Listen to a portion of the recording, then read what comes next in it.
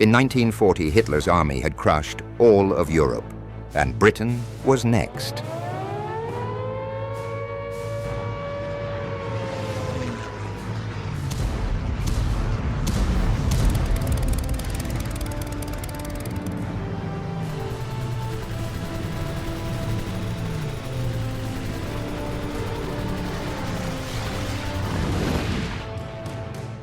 Britain, outnumbered, bombed every night, and nearly defeated. One mistake by Hitler changed everything. This is the true story of how Britain survived the impossible, and how women, radar, and a handful of pilots saved the Britain. In the spring of 1940, Europe fell like dominoes. One by one, Denmark, Norway, Belgium, the Netherlands, and then France. All gone in a matter of weeks. Nazi Germany, powered by speed and steel, had become an unstoppable force. The world had never seen an army move like this. Blitzkrieg, lightning war, was more than just a tactic. It was fear, precision, and total destruction, all at once. And now, across the English Channel, there was only one country left to stop Adolf Hitler: Britain. But here's what most people don't realize. Britain was not ready. Churchill tells his people that England will win, but I tell you that victory will belong to Germany.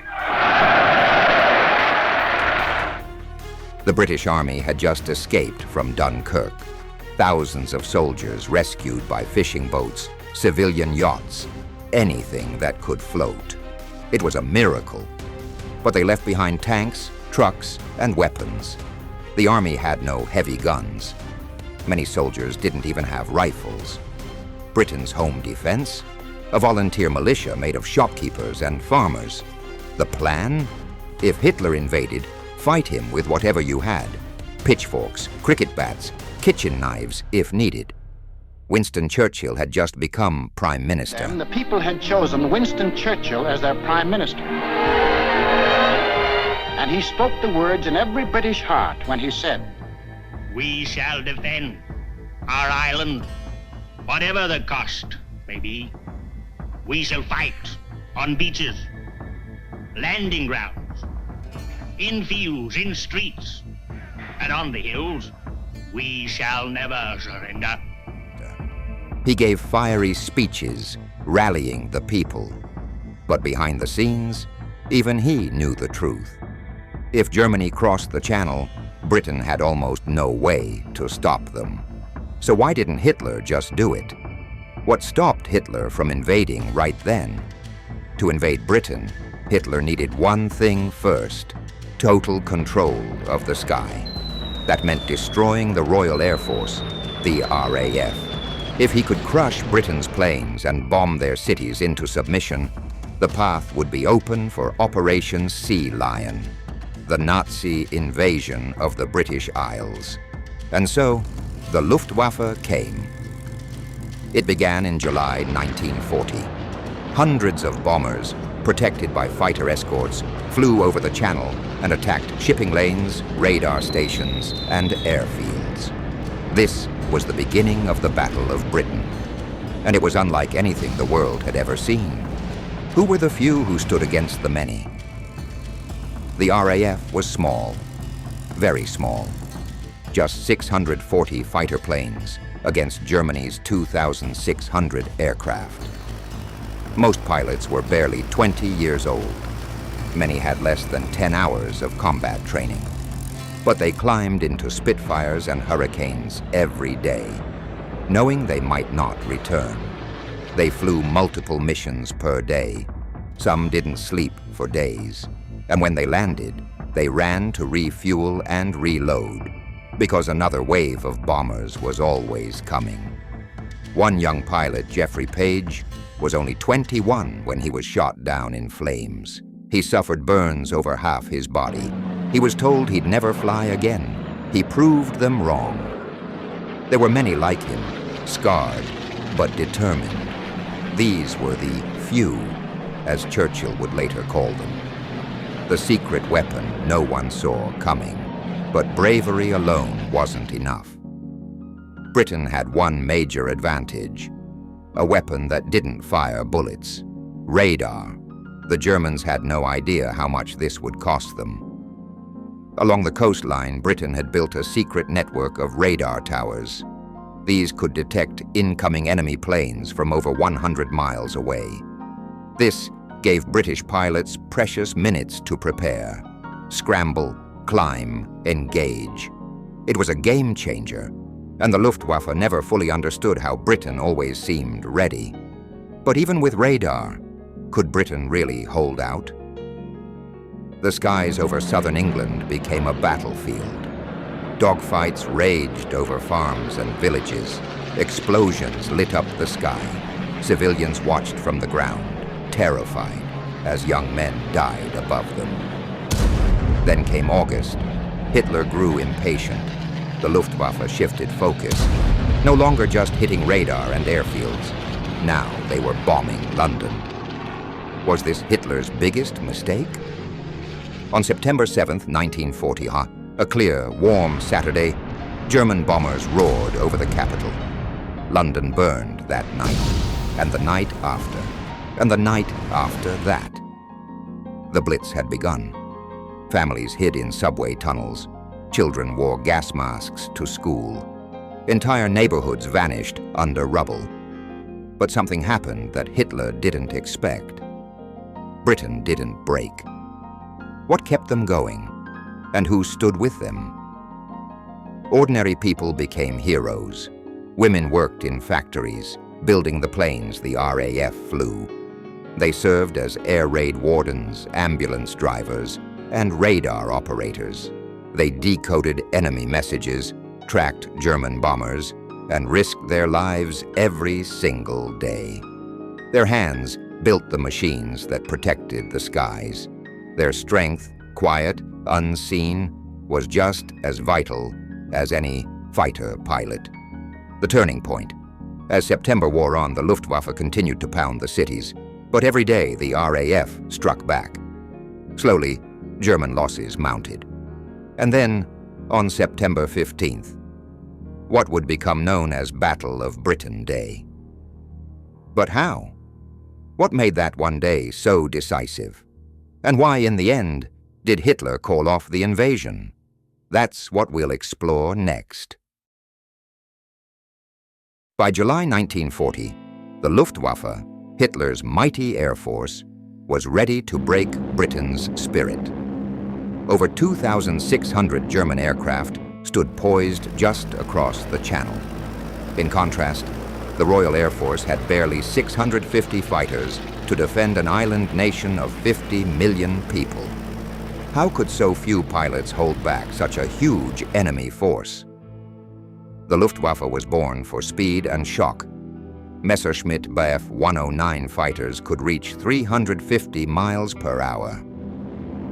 Heinkel and Junkers bombers carried tons of bombs, ready to tear apart airfields and cities alike. 2,600-plus planes, nearly 4 times as many as Britain's fighters. 5 bomber wings. Each wing had more planes than the entire RAF fighter force. German pilots were well trained, many with months of combat experience in Spain. They believed Britain would crumble under relentless bombing. Hitler's plan, codenamed Operation Sea Lion, depended on knocking out the RAF. No fighter planes meant no defense against an invasion force of thousands of landing barges. First, the Luftwaffe attacked shipping in the Channel to choke supply lines. Then came the radar stations, Britain's silent eyes. From July 10th, German bombers rained down on chain-home radar towers along the coast. They judged these towers as soft targets, unmanned, slow to repair, and vital to Britain's early warning system. July 10th to 17th, over 200 raids on radar sites, dozens of towers damaged. Engineers worked at night under blackout to patch them. At the same time, Luftwaffe bombers strafed RAF airfields in Kent and Sussex. Runways cracked, hangars burned, fuel and ammo dumps exploded. RAF lost 70 planes on July 19th alone. Luftwaffe losses that day: 30 bombers, 20 fighters. Britain had a secret advantage: radar. But every time a tower went down, that advantage slipped. Fighter command staff scrambled to repair, often risking their lives under blackout and air raid sirens. Pilots flew straight into chaos. They saw only black skies, noisy engines, and the shimmer of enemy bombers below. Ground crews worked round the clock, patching bullet holes and stripping wrecked planes for spare parts. Did Britain's radar network really save the day? Or was it simply luck? To soften Britain further, the Luftwaffe turned on coastal towns. Ramsgate, Dover, Folkestone, all suffered. Fishing boats sat shattered in harbors. Homes burned in seaside streets. Families huddled in cellars. Children clutched teddy bears as bombs hammered overhead. The sound was deafening, a mix of roaring engines and screams. A Londoner wrote in her diary, "We felt tiny under that sky of death." This worry spread fast. If the skies over London were unsafe, nowhere was safe. But the Luftwaffe made missteps. They believed that smashing airfields would shatter British morale. They underestimated Britain's resilience and overestimated their own power. Fighters often flew too high, missing vital targets. Bombers, unescorted, became easy prey for Spitfires. Some German commanders argued to focus solely on radar and airfields. Others wanted the glamour of bombing London. That disagreement would prove critical. What happened when Hitler ordered the first raids on London? By early August, the Battle of Britain had claimed hundreds of lives on both sides. RAF losses: 400 planes, over 600 aircrew casualties. Luftwaffe losses: 800 aircraft, around 1,200 crew killed or missing. These numbers tell part of the story. But the true cost was the constant fear and exhaustion. Pilots sometimes flew 5 missions a day. Ground crews got only hours of sleep. As July gave way to August, something shifted. The Luftwaffe's pressure mounted, but Britain's spirit did, too. The question now, would Hitler finally break the RAF, or had he underestimated the power of hope? By August 12, 1940, something had changed in the German war rooms. The testing was over. The probing attacks were finished.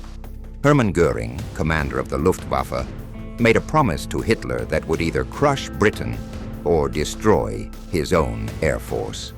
He called it Adlertag, Eagle Day. But here's what Göring didn't know, and what would make the next 3 weeks the most desperate in British history. August 13, 1940. Dawn breaks over Nazi-occupied France. But this isn't just another raid. 1,485 German aircraft are about to launch the largest air assault in history. Their mission: destroy the Royal Air Force in exactly 4 days. Hermann Göring stands before his commanders, supremely confident. "Gentlemen," he declares, "fighter command will be swept from the skies." But 20 miles across the English Channel, 23-year-old Flight Lieutenant James McLaughlin doesn't know this is supposed to be his death sentence. He's already lost his left arm in combat, yet he's still flying Hurricanes with a specially modified prosthetic. As McLaughlin straps into his Hurricane, he has no idea that in the next 12 hours, he'll face odds that should kill him 10 times over. 11:30 a.m. The radar screens at Ventnor light up like Christmas trees, wave after wave of incoming aircraft. But something's different this time. But this isn't just another raid. 1,485 German aircraft are about to launch the largest air assault in history. Their mission? Destroy the Royal Air Force in exactly 4 days. Hermann Göring stands before his commanders, supremely confident. "Gentlemen," he declares, "fighter command will be swept from the skies." 11:30 a.m. The radar screens at Ventnor light up like Christmas trees, wave after wave of incoming aircraft. But something's different this time. The German plan is ruthlessly simple. First, destroy the radar stations, Britain's electronic eyes, then obliterate the fighter airfields. Finally, when fighter command is blind and grounded, the invasion begins. It's brilliant. It's overwhelming. It should work. But Squadron Leader Park at 11 Group Headquarters is reading something that makes his blood run cold. Ultra-intelligence, Britain's most closely guarded secret. They've broken the German codes. Park knows exactly where the Germans are going, every target, every formation. But knowing and stopping are two very different things. In briefing rooms across southern England, boys who should be at university are being told they're about to face the entire might of the German Air Force. But what happens next will shock even the Germans. 1:15 p.m. The first German formations cross the English coast, but the Luftwaffe pilots are about to discover something Göring never told them, something that will turn their certain victory into a nightmare. But there aren't just 12 Spitfires. There are 60, then 80, then over 100 British fighters rising to meet them. How is this possible? The Germans were told fighter command was finished, nearly destroyed. Yet here they are, in numbers that seem impossible. German bomber crews told this would be easy. Watch in horror as Spitfires tear through their formations. Messerschmitt pilots, the supposed masters of the air, find themselves outfought by teenagers flying Hurricanes. In 12 minutes of combat, Hauptmann Balthasar, remember him, Germany's top ace, watches his entire squadron get shot to pieces. 40 kills means nothing when you're facing pilots fighting for their homes. But the British are paying a terrible price, too. By evening, the scorecard is devastating. The Germans lost 45 aircraft. The British lost 13. But Göring isn't finished. In fact, he's just getting started. Because what's coming next will push Britain to the absolute breaking point. August 15th, 1940. The Luftwaffe calls it the Great Attack. History will remember it as Black Thursday. But not for the reasons Göring expects. This time, Göring commits everything. Every available aircraft. Attacks from Norway, Denmark, the Netherlands, Belgium, and France, simultaneously. It's the largest air battle in human history, and Britain has never been closer to defeat. The German formations are so massive they block out the sun. Over southern England, it looks like the end of the world. But the Germans are about to learn something that will haunt them for the rest of the war. You can outnumber the RAF. You can outgun them. You can throw everything you have at them, but you cannot break their spirit. What follows is 4 hours of the most intense aerial combat ever recorded. British and German aircraft locked in mortal combat from the English Channel to the streets of London. Squadron leader Douglas Bader, the legless ace, leads his big wing of 60 fighters straight into the heart of the German formation. Radio discipline breaks down as pilots scream warnings, call for help, and report kills. The sky rains burning metal and dying men. But when the sun sets on August 15th, something unprecedented has happened. Something that changes everything. The Germans have lost 75 aircraft. The British? 34. For the first time since the war began, the mighty Luftwaffe has been beaten, decisively beaten. But here's what's truly devastating. The British are getting stronger, not weaker. Every day they're building more fighters than they're losing. Yet Göring has one more card to play. one final gamble that will either break Britain or break his Air Force forever, because what happens next will determine the fate of the free world. By September 6, 1940, Britain is hanging by a thread. Fighter Command has lost 466 aircraft. Nearly 300 pilots are dead or missing. Critical airfields are bombed daily. Some squadrons are down to 6 operational fighters. Churchill receives a report that makes him go pale. At the current rate of losses, Fighter Command will cease to exist in 2 weeks. But on September 7, 1940, Hitler makes a decision that will either win him the war or lose it forever. And that decision will change everything. When the bombs began to fall, the world expected Britain's men to fight. But no one expected its women to save the country. Yet that's exactly what they did. Not in fighter planes, but with grit, sweat, silence, and courage. While Spitfires and Hurricanes fought overhead, a quiet army of women fought on the ground. And they weren't wearing uniforms, medals, or capes.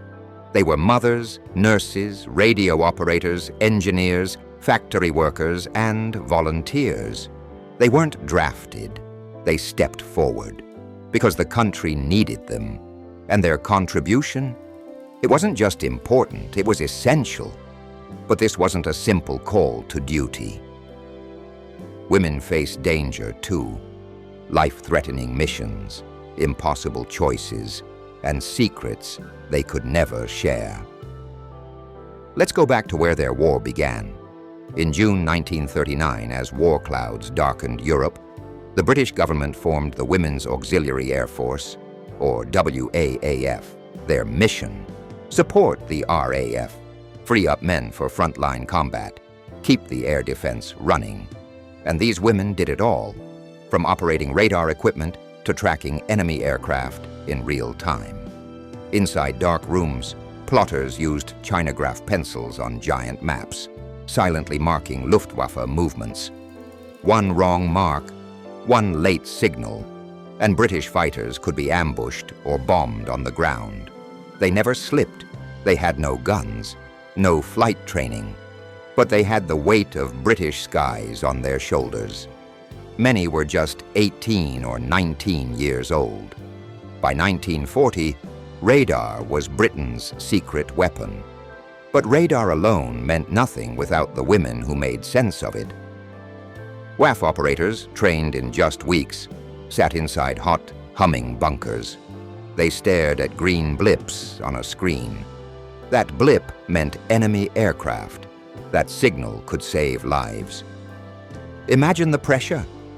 Thousands of lives, and maybe the war itself, rested on you, saying the right words into the phone. These women did not panic. They performed like professionals. And without them, the Battle of Britain may have been lost in the first week. Beyond the control rooms, thousands more worked in Britain's factories. They built the wings that lifted the Spitfire. They assembled the bolts that kept Hurricanes flying. In wartime, every rivet mattered. Women worked in shifts, often 12 hours long. Grease covered their hands. The noise was deafening. The risks were real. Fires, accidents, exhaustion. But they came back, day after day. Interesting fact. By mid-1940, women made up nearly 40% of Britain's wartime manufacturing workforce. They produced not just planes, but bullets, uniforms, bandages, parachutes, even the rations packed for fighter pilots. In a war that depended on speed and supply, they were the engine. But some women weren't just supporting the war, they were shaping it from inside enemy territory. Not all heroes wore factory overalls or RAF insignias.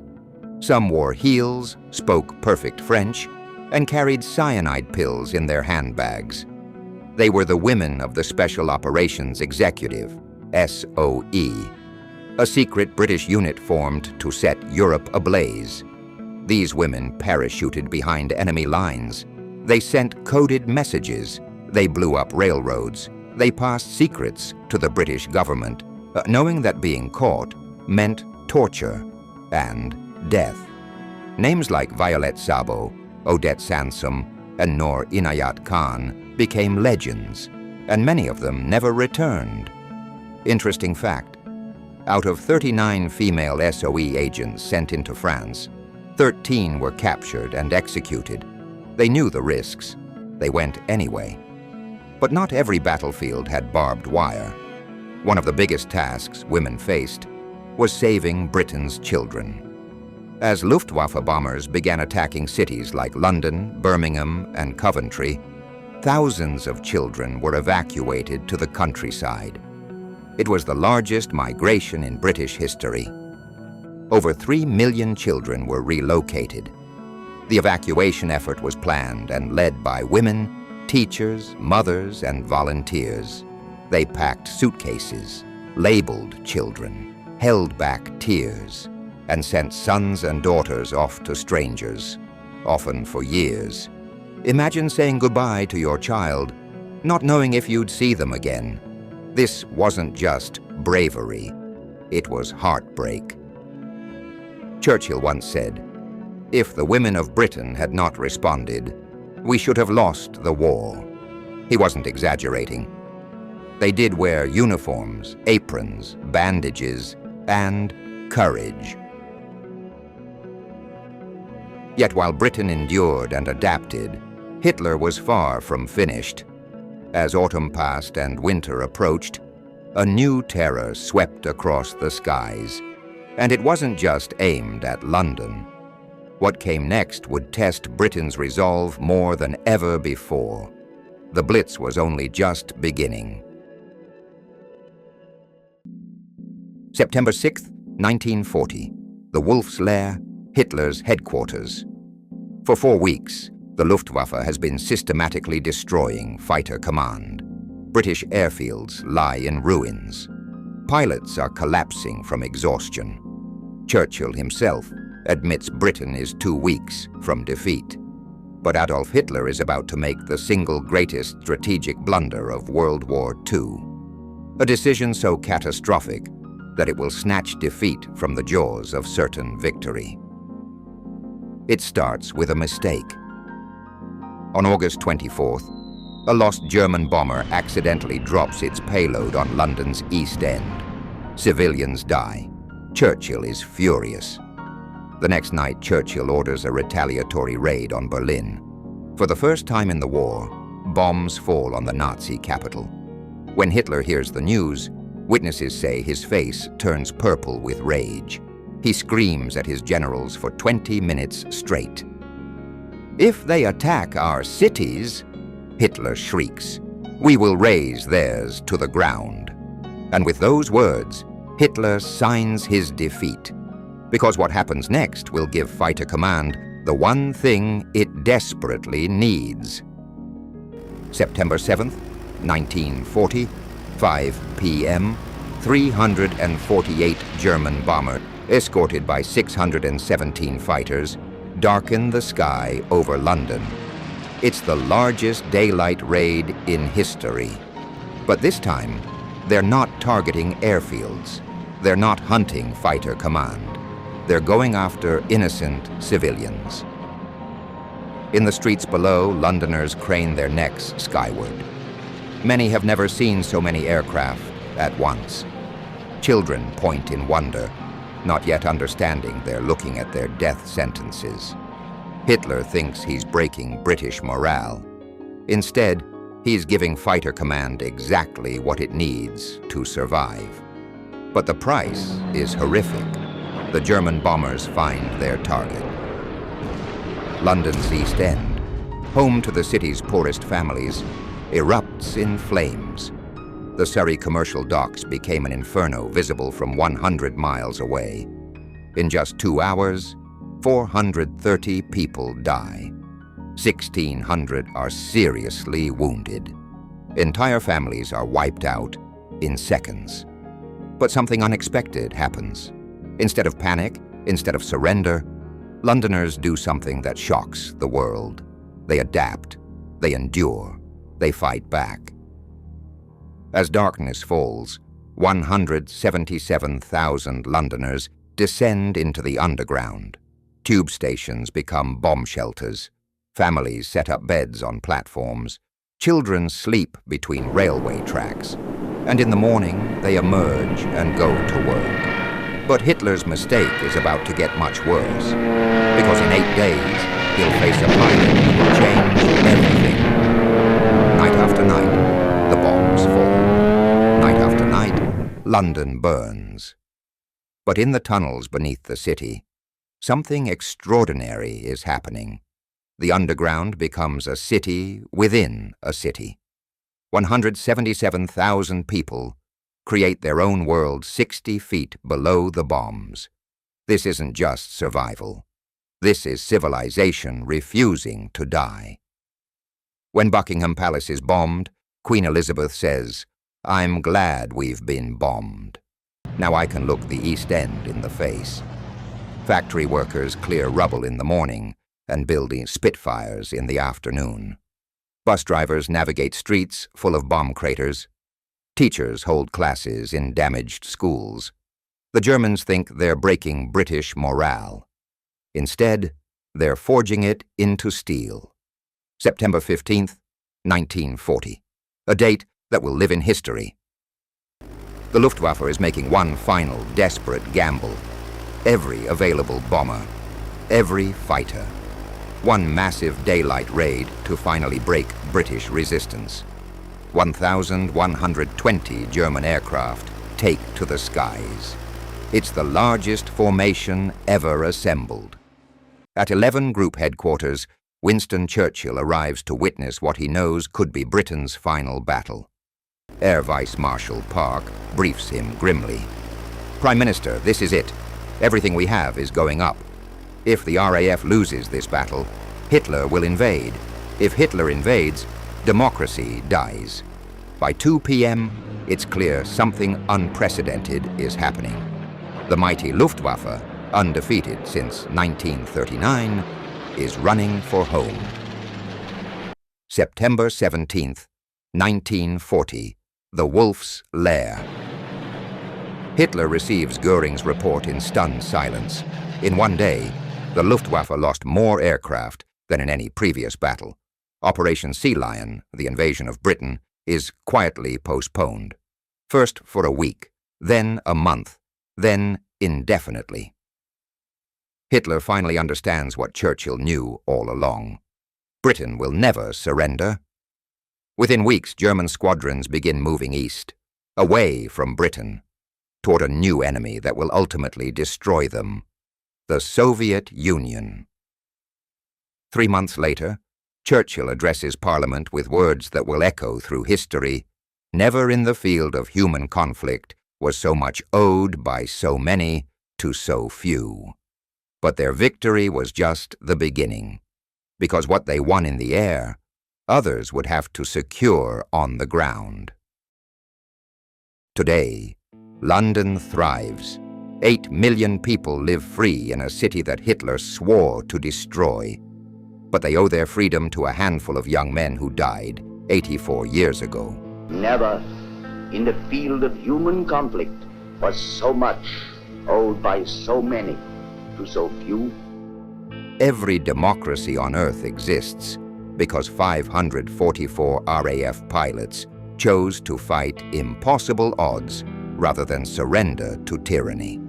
Think about that. The computer you're watching this on, the freedom to speak your mind, the right to choose your leaders. All of it exists because boys barely out of school decided that some things are worth dying for. Think about that. The computer you're watching this on, the freedom to speak your mind, the right to choose your leaders.